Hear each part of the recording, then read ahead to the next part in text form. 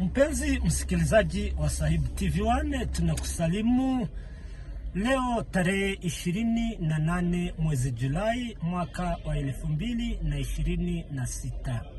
Hizi ni habari za kimataifa tumekuandalia.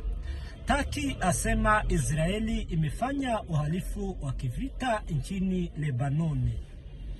Mkuu wa shirika la haki la Umoja wa Mataifa Volker Turk amesema kuwa ofisi yake imenakili ukiukaji mkubwa wa haki za kibinadamu uliofanywa na Israeli nchini Lebanon.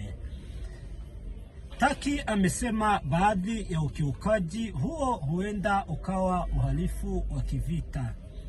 Akizungumza mwishoni mwa ziara yake rasmi nchini Lebanon, Turk amesema makombora yanayoendelea ya Israeli na utumiaji wa silaha za vilipuzi katika maeneo yenye idadi kubwa watu ni mambo yaliyosababisha mauaji makubwa ya watu kuyakimbia makazi yao.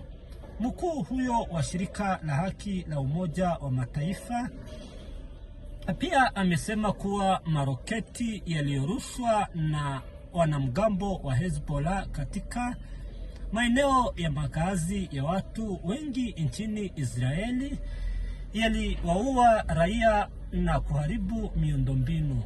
Kulingana na mamlaka za Lebanon, zaidi ya watu 4,300 wameuawa na wengine zaidi ya 12,000 kujeruhiwa tangu Machi tarehe 2 kutokana na mapigano kati ya Israeli na wanamgambo wa Hezbollah.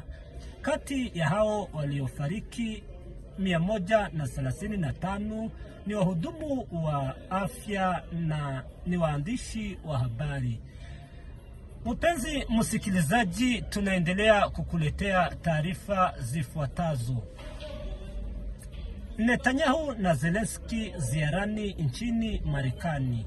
Waziri Mkuu wa Israel Benjamin Netanyahu na Rais wa Jamhuri ya Ukraine Volodymyr Zelensky wanatarajiwa kuwasili Jumanne mjini Washington kuhudhuria ibada ya mazishi ya seneta wa chama cha Republican Lindsey Graham. Viongozi hao watatumia pia fursa hiyo kukutana na Rais wa Marekani Donald Trump. Graham aliyefariki Julai tarehe 11 akiwa na umri wa miaka 71 alikuwa mmoja wa washirika na watetezi wakubwa wa Israeli na Ukraine huko Washington. Huu utakuwa mkutano wa kwanza kati ya Trump na Netanyahu tangu kuanza kwa vita vya Irani, mada ambayo itagubika mazungumzo yao. Itakumbukwa kuwa katika miezi ya karibuni Trump na Netanyahu waliotofautiana kuhusu namna ya kumaliza mzozo huu. Hata hivyo, Trump na Zelensky wamekutana mara kadhaa, lakini rais huyo wa Ukraine amekuwa na wasiwasi kutokana na White House kuonekana kuitupilia Kiev na kueleza nguvu zote katika mzozo wa Mashariki ya Kati.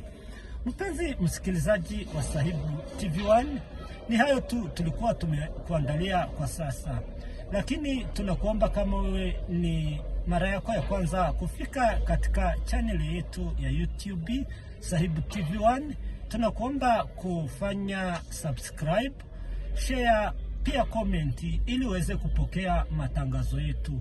Tunakutakia laheri, tunasema hasta la vista, chao chao.